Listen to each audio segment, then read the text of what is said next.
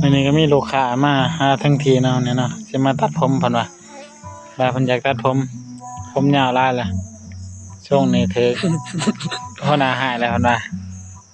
นี่คือสภาพผมเพิ่นตอนยังบ่ทันได้ตัดเนาะเพิ่นตัดหลากไส้แต่ก่อนโอ้ผมแบบก็จะสิประมาณนี้เนาะโอ้ตายตกหลุมรัก มาเบิ่งถามมาเบิ่งตอนแล้วนะว่ามันจะเป็นอะไรมาเบิ่งตอนสำเร็จมันเป็นอะไรมันก็จะชี้ตามก่อนถามมาเบิ่งตอน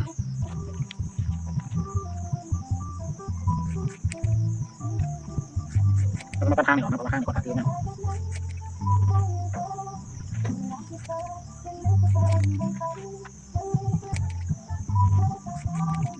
แล้วก็มัน